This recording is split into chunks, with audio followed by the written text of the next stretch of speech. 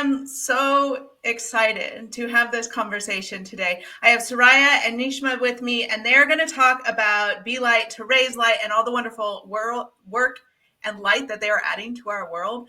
And I'm going to jump right in, kick it over to the two of you to introduce yourself to our listeners. Oh my goodness. Thank you so much, Jessica, for having us here today. We are so grateful to be here. So I'm just going to introduce myself. I'm Soraiya. I'm one of the co-founders and CEOs of Be Light to Raise Light. Collectively, Nishma and I have created this beautiful business as moms with the vision of raising the vibration of mothers, our children, and the collective consciousness of the world. And this has been birthed from a thought, a prayer, a calling of how we can bring more peace in the world. And the message we got back clearly in prayer, the vision I got back, I remember, was just seeing my children's eyes staring back at me and having a feeling of, first, it's the parent first has to be conscious, raising conscious children who then go out to create a more conscious, connected, and peaceful world. And not only do we want to raise these children, we want to inspire all of you who are listening, whether you're a mother or not, to deepen your consciousness so that we can truly be the light to raise the light. Aside from that, I come with the HR background of 20 years. So I work a corporate job and I have this beautiful business with Nishma, who I love so much. She's like, we just work so well together. With the energy, the vibrancy is beautiful. And I'm passionate about mindfulness. I have two children who are my biggest blessings, Ariane and Amara, both 7 and 4. And that's all. I'll hand it over to Nishma now to introduce herself. Again, what a beautiful intro. Like I said, she's just brightens my day and magical things happen when I hear from her. Thank you again, Jessica, for having us. My name is Nishma Karim, and I'm actually a CEO and founder as well of Be Light to Raise Light. This actually came out to be a beautiful meditation, and this is how the business actually started, which was led to this beautiful way of just enlightening and beautiful illumination of mothers around the world. I have two beautiful girls, myself, one's 11 and one's 8. I have a husband that's not just my best friend, but he's also someone that I am so excited to work this with and so supportive with me. I am also a natural nutritionist, holistic nutritionist, and a personal trainer. With all of this together, I've always wanted to set my eyes and love on moms, not realizing that mothers are my biggest impact of all. I've gone through my own postpartum depression, 2 miscarriages, and with all of that, I was set aside and been put into celiac disease. Because of everything that's going on in my life, everything I was doing in my life, I didn't realize that I actually put this disease into myself, not realizing that I actually did that, and I had to change my life. And in order to change my life, I had to learn a few things, and that was how to love my kids, how to be a conscious parent, and how to be involved in just being a person that loves herself first before she can give energy out to the world. And so by doing that for myself, I learned that I want to do this for the world too. So it's not just about me, it's about mothers around the world sharing their story, sharing what they're going through, being able to get them the stages that we've been all dreaming about, right? Getting them to voice their voice, to be able to talk about what they feel and hear. Get them elevated too, while we're all elevating ourselves as well. So all we're really doing is not just being conscious parents and helping our children to be conscious as well, but we're illuminating ourselves all together in this world, holding hand by hand and reaching the stars. That's what Be Light is all about. And this is why I do what we do. And me and Soraiya do it beautifully together. Thank you. Oh, I love everything about this. It so aligns with my work in happiness because happiness is all about energy. It's all about shifting upwards into those more positive vibrations, into that consciousness. What I love about this is it is so hard to be a mom. Like I have 2 kids as well. I have one that turns 10 this summer and one that's 8. And I am in the thick of it. I had postpartum depression really bad. Like I have lived this. And as I've done the work in my sphere for myself, that's where Project More Happy came from. It was me saying, oh, if I can figure out how to every day be more aware and more conscious of my impact and my influence on my world, how can I gift that beyond me? right? And my focus is on leaders, but I tell moms they're leaders because we are leaders in our households, Yes. among everything else.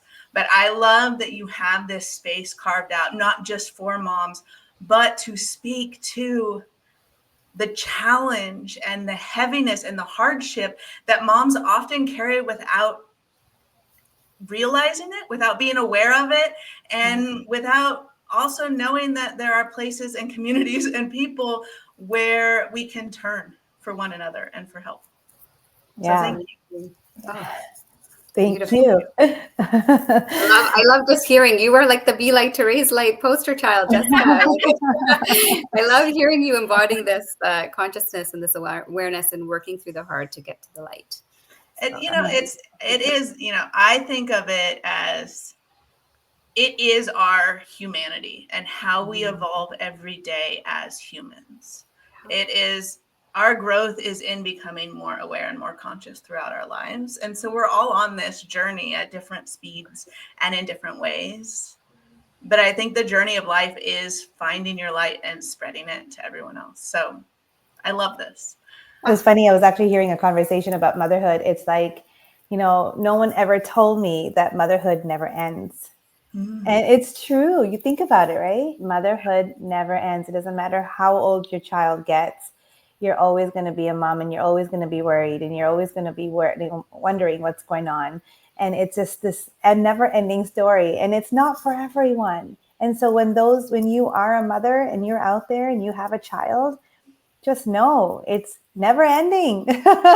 So we're continuously learning to be the best, the most amazing mom that we can be.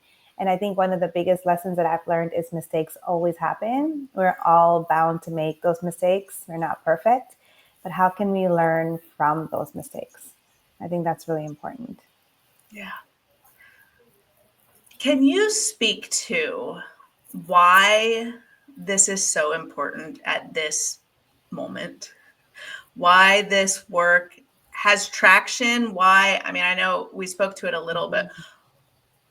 What is the current challenge or obstacle that we're facing, that we're addressing, and why is this so important right now? Yeah. Do you want me to go first, Nish? Sure. Yeah, I mean, I just look at what's happening globally, right? There's a lot of disconnect. There's a lot of conflict. There's a lot of places where we want to see more inspired leaders taking inspired actions. And, we can see the effect of a leader and the impact on communities in the globe. And so when I look towards my kids and wanting to build a brighter future, I don't want that just for my family. I want that for the world. And so I really feel that this work is important because it is an answer to creating more peace in the world by anchoring in the peace within ourselves, by raising our families from that space of peace and inspired action, and then having them walk out in the world and be those conscious leaders of tomorrow.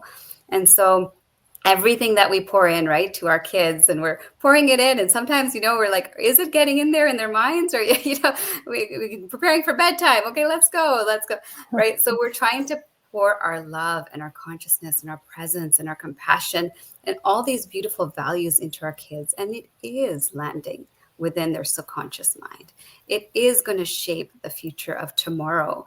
So if you want to improve the world, start with yourself by anchoring in peace, doing the deeper work, being willing to remove the clutter over your inner diamond, getting mindful, getting present, and then raising your children from that place of beautiful grounding and beautiful, timeless wisdom that we have all of us has access to. And so when I look at my kids, I see them as a legacy that I want to leave is love. And I want to imprint that in my kids, that you leave that legacy of love wherever you go in your own expression. Like you said, we're here to extend the light. I always tell my kids, I believe our purpose is to be an expression of love. And that expression flows from our love through them out into the world as they walk around, as they meet, as they interact. There's a quote, and I don't remember exactly what it is, but it's like, you don't even know the impacts of your parenting and how your children are going out in the world and whose lives they are touching because of it. So yes, for me, it's front and center when I think about, sometimes it feels overwhelming looking at the world, right? what can I do from where I'm sitting? How can I better the world? And so peace within myself, my home, and then extending that outward. So that's what I would say. I love So that. beautiful, right? Yeah.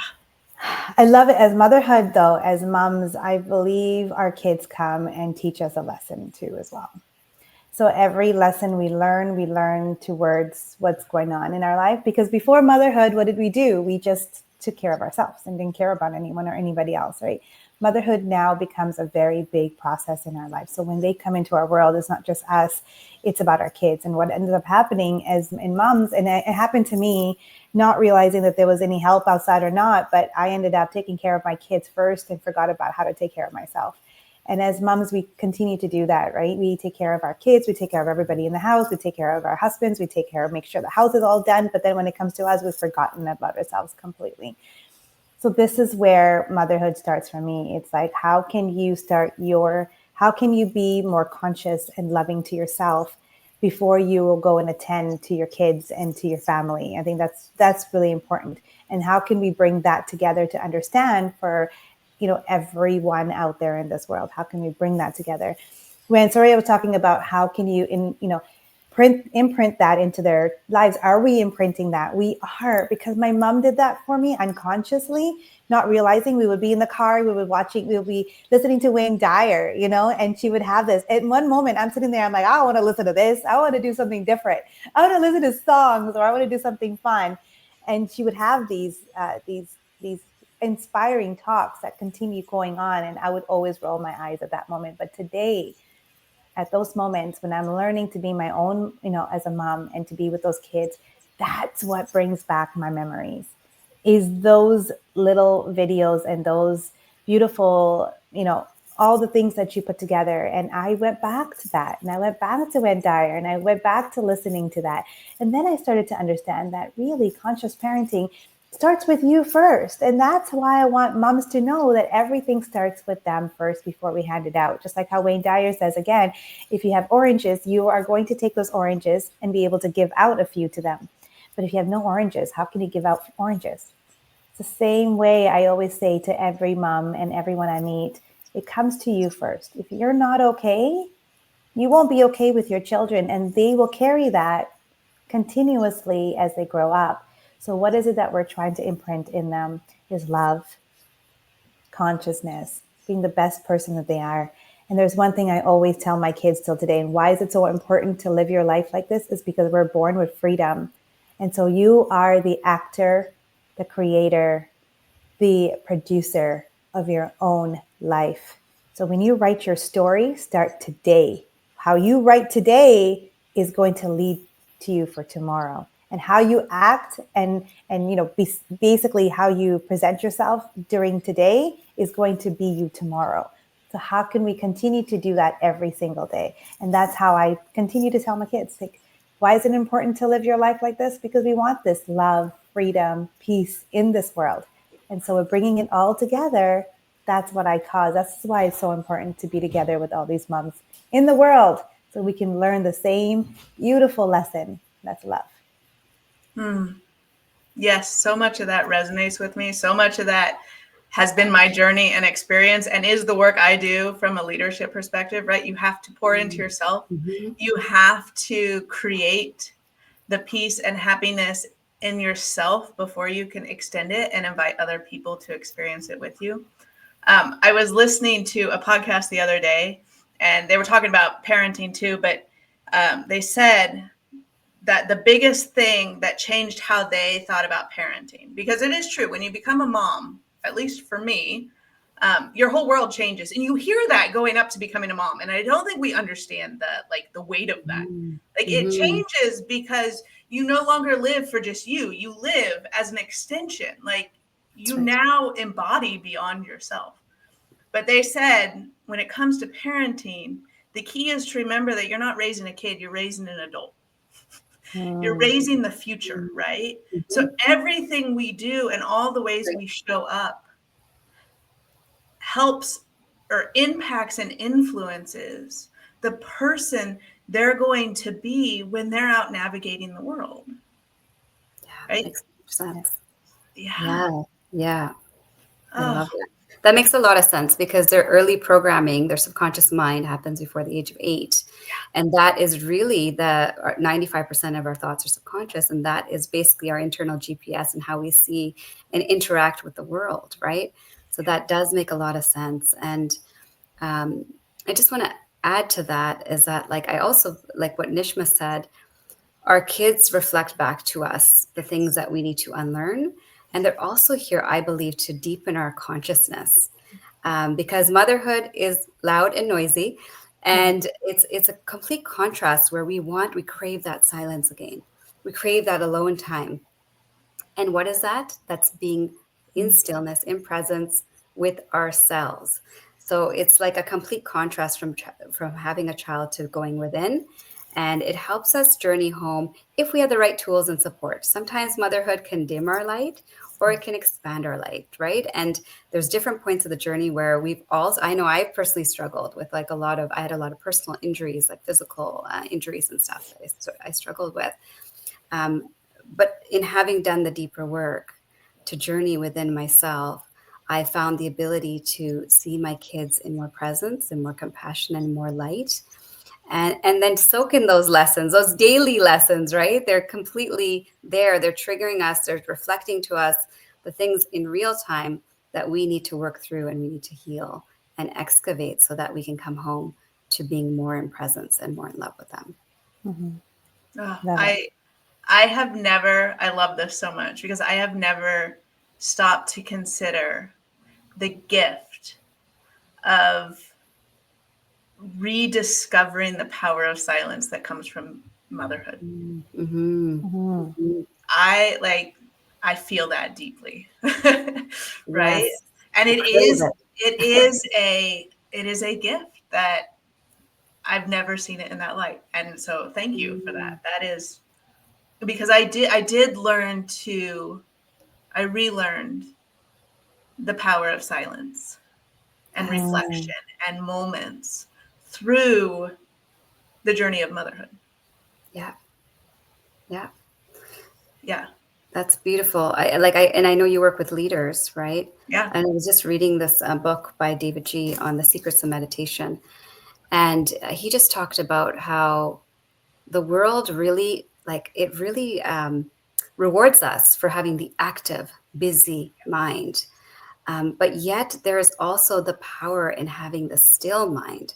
And if we can combine the two pieces together, in fact, we'll be more effective at the things we're doing. And I know you work with leaders closely in working to journey inward and have that place within. And so that's the piece that's often missing. Yeah. And that's the reason why we feel disconnected and often astray from ourselves. So what a gift it is that our kids have come to remind us of the power of silence and how much we crave this. And then also help reflect in us and mirror in us the things that we need to release and let go of so that we can come home. Yeah. That reminds me of two things that we actually say is having the balance of a material world and a spiritual world. It's having that balance. It's like, yes, the material world is good. You continue to live this world because you are here, but you also have that spiritual world, and having that balance is what creates that magic. So yeah, I always say if the material world is too high and you have a spiritual world that's below you, then you're still not in balance. But when you have it where it's in balance, which is very difficult for a lot of people, and I'm not going to say it's something that it's easy to do, but that's the balance. How can you put that into a balance and have everything magically happen?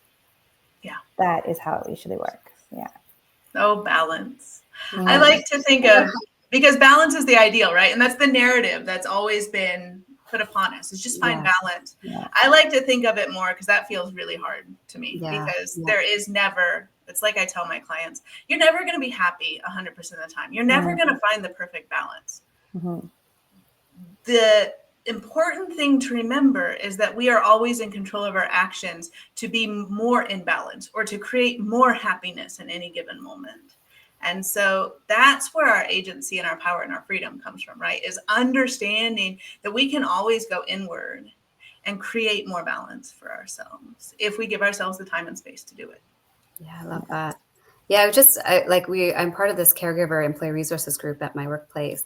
And I really loved how this one woman described balance, because it's so hard to find the balance as you have kids, you're the sandwich generation, you're caring for elderly parents too. Is she described it as a rubber ball and the glass ball effect. I don't know if you've heard this, Mm-mm. where as you're like looking at your day or your life, you're going to say, what are the things that are glass balls that if I dropped it, there would be a big impact, right? Mm. Like my kids, like, that's a priority, my kids. Maybe it's my meditation practice in the morning. Like, what are the pieces that I cannot drop? And then what are the pieces that are maybe a rubber ball that maybe, okay, you know what, maybe we're just going through some things right now and I can't make it to that soccer practice today. Is it going to shatter? No, it's Right. okay. We missed that one soccer practice. We'll be able to still move on. So I really like how she put that, because I think, like you said, balance is the work-life balance is very hard to achieve. So it's assessing moment by moment, what are the things that we can maybe prioritize more and deprioritize, and give ourselves the grace to say it's okay. You don't have to do everything. And sometimes letting go of some things is the best thing you can do for yourself. Or maybe lengthening that timeline, or saying, you know what, I can do that tomorrow. And it's going to be okay. Maybe I need more sleep today. Or maybe I need to take out today, get some takeout dinner, right? So, That's right. Yeah. Well, I think I love that you brought up grace, because I think grace is such a huge piece to all of this. And so I want to step into the optimism practice that I invite all of our listeners to all the time. Is, what does a world with more consciousness, more peace, more grace, what does that future look like? Because I think sometimes it's easy to talk about it and nod your head along, like, yeah, that sounds great. But it's hard if we don't do a lot of the internal work, if we don't spend a lot of time imagining a future different from what is handed to us as a narrative. It's hard to wrap our heads around. So what does that future look like to the two of you, so that our listeners can picture it more vibrantly, picture it more like it can actually happen? yeah. Anish, do you want to start with this one? Sure. Honestly speaking, I see the future standing on top of the world with a golden carpet. This is what I see the future is going to hold up. There's one thing I know in every single person, every single life. This world is absolutely beautiful, but what you do with it consistently takes control of you. I'm a nutritionist. I'm also a personal trainer. So for me, the world looks really bright with good food, nutritious food in your body, understanding who you are, working out because so you can, age gracefully. Loving yourself is very important to me. You have to love yourself, love who you are, every bit and every piece of it. I remember doing a meditation about loving myself and understanding from the tip of my head all the way down to the tip of my toe. And the meditation was to say thank you to every part of my body. And I don't know if anyone's ever done that before, like saying thank you to your hair, thank you to your brain. And every organ has energy. Every bit of us has energy. So how can we say thank you to every single part of that? And that is what I see a future holds. And not only that, but showing that to my kids, to my family, bringing them together. And not only that, then sharing that with the world. And I see a bunch of mothers all around, women all around the world with their families and everyone holding hands around the world, circling with this beauty and this energy, like all of us holding it together. I also believe that the future holds, it's love. How can we love each other unconditionally so that we can bring ourselves together, hold ourselves together, and work together? I think that's what the future is all about, right? It's not about judgment or, trying to be better than someone else or trying to make life more difficult for others and try to, get yourself up higher or reach the stars before everybody else reaches the stars. Why are we not reaching those stars and walking that golden carpet with everyone holding hand to hand? That's what I believe Be Light to Raise Light's all about, actually, is it's not just about rising. We're rising everyone together and we're asking everyone to come and watch so that they can rise with us.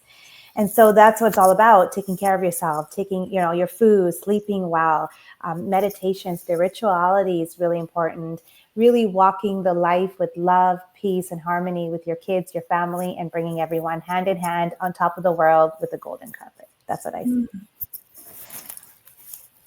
Soraya. Wow, I love it. I'm just like, right.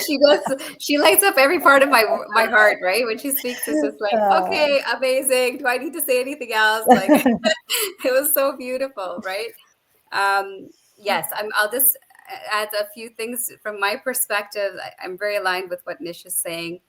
And what I envision when I think about the most untapped potential within us is this light within, is this ever-present light that we all have. It's not reserved for just a few of us. It's reserved for all of us. So what I envision is that it's almost like we each have this lantern within, and we're lighting up every single lantern within each person, that we're making them remember who they truly are, helping them come into this place of fullness and wholeness. Like, you were born a miracle, you still are a miracle, and waking up everyone to the possibility that peace and light is not just out there, it's in here. Yeah. And with that, the whole universe is lighting up with compassion, with peace, with love, with kindness. And like Nish said, we are holding each other up in the light. We are coming together to create a more beautiful planet that is more harmonious. And when we are all coming from that place of pure potentiality and light, then naturally we exude all the qualities of the universe: peace, love, compassion, and we take inspired actions from that place.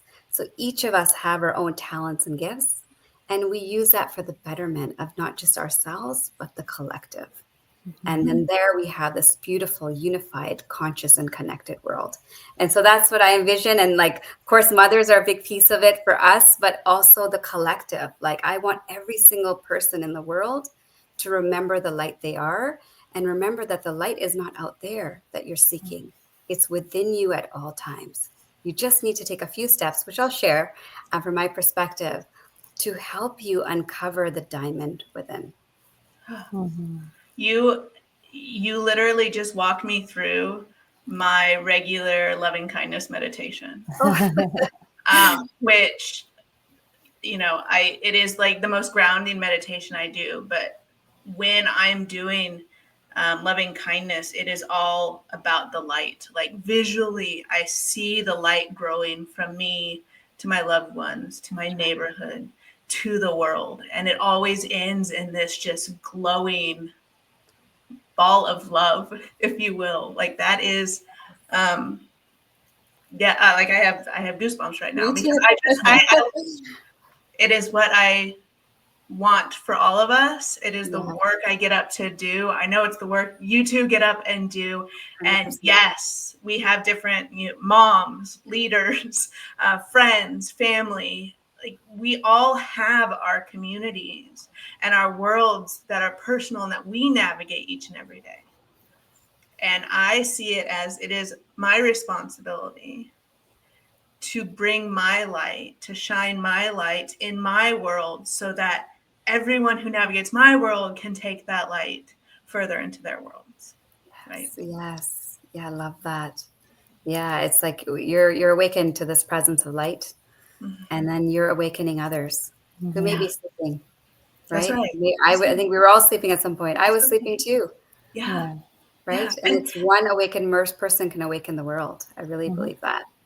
And I don't believe people choose to not be in the light. I think it is awakening to it. I don't think it's ever a conscious choice. Like, I don't want to be in the light, I don't want to live in that space. I think we each wake up to it at some point in our journey, and come back to our humanity, which is that light. And we have people that help us do it, which y'all are doing. And there's a bunch of people doing this work. How do we get from today to that vision? Yeah. Nish, do you want to talk? Do you want to go first, or should I? I don't mind. Go ahead. Okay. So I'll just kind of share some things that have helped me on the journey, and of course, take what resonates with you and leave what doesn't. But just through my own personal story of having gone through 5 car accidents, I had a heart surgery, and then I had a stair fall when my son was 9 months old. And I really had to learn the lesson that the universe was trying to have me learn. which was that healing wasn't outside of myself, it was within me at all times. But I was seeking outward for all the different healings. And I didn't realize that actually what I really needed to do was just first get still. And so when I got on my knees, it really brought me to my knees because I wanted to take care of my son. I was not in a good place. And I just, prayed and I said, what shall I do now? What can I do? I don't know what to do. I've had this pain for 22 years. I just no longer want to feel this anymore. Help me. And I heard meditate. So I just felt this feeling to meditate. And that's where my journey began, was just getting still and getting present with what is in my subconscious. And meditation does that for you. And for those who are listening, you might think, oh my God, I can't meditate. My mind is too busy. I can't do this. I teach this at work. And what I will say to you is that widen your perspective on meditation. Meditation is not the absence of thoughts, it's the presence of thoughts. And so it could be driving to work in silence. It could be going for a walk or doing your exercise, anything that brings you in presence of your thoughts. And so for me, that was the place that I had to start to really come center, to see what I needed to heal, to allow myself to come full center and see it and feel it and experience it through my body and have it come out. And then it helped me to just come into that place of unity consciousness.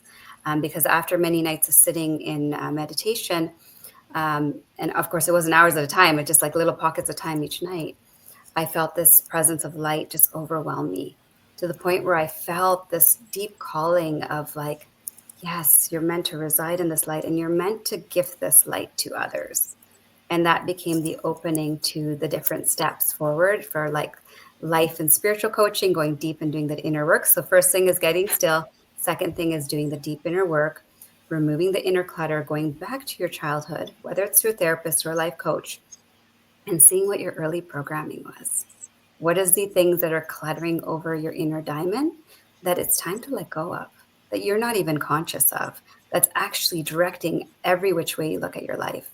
And then the third thing was learning how to love and take care of myself. I didn't realize that in order to be guided, to hear the guidance, that I had to be in the frequency and the energy. I know, Jessica, you talk about energy, be in the frequency and the energy of the vibration of love, so I could have life and love speak through me and become that channel and become that conduit for peace and love. I can't be that if I'm not giving that to myself. And I think for women, that's an unlearning, because a lot of women are used to giving and giving the love away or deprioritizing themselves. But that doesn't help you get to that space of consciousness and connection and awareness, which I know you also teach to leaders, right? So those are the three things that really transform my life: getting still, doing the deep inner work, and remembering to love myself. And so I have practical ways that I integrate and I teach, because I think we're all so busy. It doesn't have to be, your 3 hours and you're in a monastery and meditating. You can actually do this anywhere you go. You can take your breath anywhere you go. And so I don't want to take up too much time, because I know we have limited time. I'll give the floor to Nishma now to talk through some of the things that she'd like to add. That's beautiful. I love your meditations, actually. I just want to say she's I don't know what it is, but she's a goddess of meditation, which is so beautiful. I have to Be Light to Raise Light was actually born with her meditation, to be honest. So it actually started off with that. She put together a meditation. We were doing a circle, and with that meditation, she took me to this world I've never seen before. And, I was sitting there on top of the world, and the first thing I saw was beaming lights all over the entire earth. And then I saw lights in the sky, like different colors, pink, green, galaxies all over the place, the sun, the moon. You know what the best part about where I was is I saw the world shine. And I was sitting there and I'm like, oh my God, everything's so beautiful, despite everything that's going on in this world today. Every single thing. If the world is shining and the galaxies continue to shine, and every single day you'll see either the moon or the sun that keeps shining, despite what's happening, and we live on Earth. We're this minute. We're so minute. We're just sitting there on Earth. What are we supposed to do if everything is shining? Aren't we supposed to shine too? Right? That's exactly what it was. It was the message that said every single one of us had to shine. And it was through her meditation that got me to understand that. And I was in wow. From there, I was like, oh my God, I need more information on this. And that's where Be Light to Raise Light actually did come out. So I want to say, when she talks about her meditation and the fullness of her meditation, it's actually beautiful. It's a golden road to your next destination. Yes. So what's next from here? I honestly say it would Be Light to Raise Light. I believe it's to illuminate and bring so many souls into our community, mothers around the world. I think that's where these souls are. And I think it starts with really opening up yourself as a conscious mother. And so what me and Soraiya have really loved and put together is we are doing a lot of authors' books. We're also putting together a soul mom talk on stages around the world. That's our goal for the future. We're going to start here in BC, Vancouver, and then we're going to continue on. Retreats is another one, and mom events every year or so. So we're basically bringing communities together. We want every mom to touch the lives of others. And how do they do that? They talk about their story, how they started, what happened to them, how did they get out of it, what did they do, what worked for them, and how did they become the conscious, most beautiful woman, mother that they can be? How did they love themselves? How do you get there? Every single person has their own story. This is where Be Light to Raise Light is going. It's from really opening up to learning about, where you're supposed to be. Come to our stage talks, be our talk, be the soul mom talk, write with us, do some beautiful stories with us. We're going to do beautiful books in the next couple of years too as well. And we're going to be talking. And I think Soraiya as well is doing a phenomenal meditation. So we're going to put something out there with meditation, and we're going to actually teach others how to meditate. And she's going to do a phenomenal job. She did it with me. I know anyone that's listening here today, if you see Soraiya Bodhi in any of our meditations, take the class, because when you do, you're going to be illuminated in a place where you've never been before, because it happened to me. This is where we are today. It's because of that small little beauty that she put together. And that's where I see our future. It's going to continue to illuminate, to continue to bring a community of mothers together, and we're going to grow and grow and grow from there. So that's where it goes. I want in on all of it. I could talk about that. Well, I'm not even talking. I could listen to the two of you speak about this and share this for hours. It is beautiful. It is a beautiful vision. It is so important. It is so needed. And I want everyone who needs to be in community like this to know that there is community, that we can lean in and get light from other people when we don't feel like we have enough to share outward, when we need help reigniting that light for ourselves. There are ways to do that in our work, to get our light glowing again. Before we wrap up, what is one thing our listeners can do after this episode to start on their journey toward rediscovering their light, toward consciousness, toward whatever it is? What is the one step that they could take? Yeah, I think what I would recommend is start with a practice of stillness. So at the beginning of your day and the end of your day, it doesn't have to start big. Even start with 30 seconds. Taking a deep breath in through your nose, out through your mouth, and just thinking an empowered or positive thought to start your day. Because how you start your day is how your day goes. And also how you end your day is what your brain is going to steep in all night. So if you can just start with that simple practice to start and end your day, you will notice a shift in your energy. And do it with your kids too once they wake up. Do it before they wake up and after they go to sleep, but also do it with them so that they can also cultivate these practices too. So that's where I'd start. Simple step, 1%, as they say, take a simple step towards the direction of just opening that connection to your highest self. I love that. She just reminded me of something so awesome, actually. Mindfulness is what I see, what comes to me. And how do you be mindful? And I guess sometimes I remember the time when I awoken, and I was looking for that way of just finding that awakeness and try to become the person that I wanted to. And someone had said something to me, and I started to do it. One of the biggest thing was to write down your heaven on earth. Meaning, like, if you just take a piece of paper and pen, or your computer or in your phone, and write down every detail of how you would live your life called heaven on earth. Basically, you would not need a vacation out of it. You would not need to go anywhere. You would just sit there and you would love it. So for me, it would be like, I would have a house on the beach, and I already know exactly how the house would look like, how my kitchen would look like. So I would write everything down of where the kitchen would be, how the kitchen would be, how colors on my cupboards, all the way down to the T of how my living room and my kitchen and my rooms and my staircase. And then out of my balcony, I know exactly how my balcony is going to look like. And I'm going to reach out and I'll be able to see the beautiful white sand and the beach right in front of me. And so as I continue to write that, I'm also writing what I hear. I hear birds chirping. I hear the wind blowing. I hear the trees going back and forth. I hear the leaves blowing, whatever it is, the silence, the beauty, all the way down to if I'm sipping something in my hand. What do I hear? Who is with me? How do I feel? All of those down to the T. And so when you start to write that down, and now close your eyes every morning when you wake up in the morning and feel that energy, heaven on earth, every single morning. Unknowingly, you're manifesting that reality, but yet you're also sitting there and meditating in that world of yours. Your entire energy will shift to that love and peace and beauty.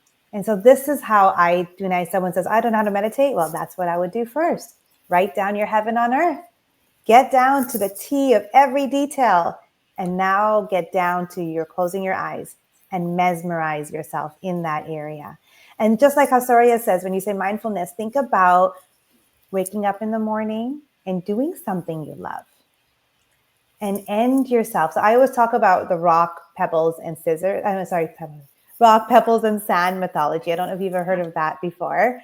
So the rock is everything that is important to you, your family, your health, your meditation, your workouts, whatever it is, start with that. Your pebbles are your work that you have to go to. You don't have a choice, maybe, right?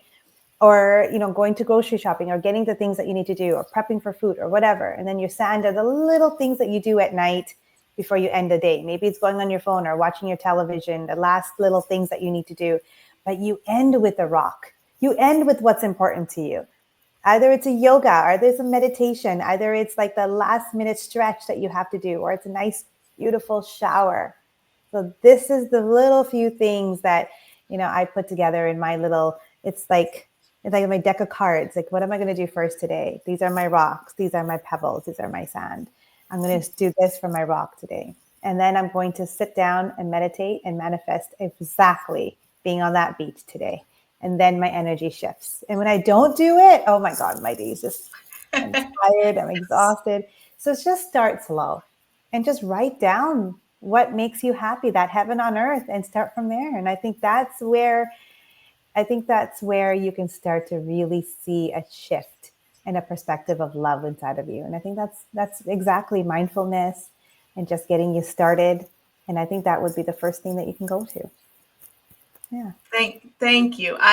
So everyone listening, we're going to start and end our day with a little stillness, even if it's for 30 seconds. That's right. Yeah. And we're going to do the exercise of writing down or sitting and picturing, imagining what heaven on earth looks like for us. Mm-hmm. In stillness, in love, in light. Before we jump off, before we wrap up, where can people find you to learn more about your work? So they can email us on inspire@belighttoraiselight.com. Okay. They can also check us out on Instagram right now, which is Be Light to Raise Light altogether.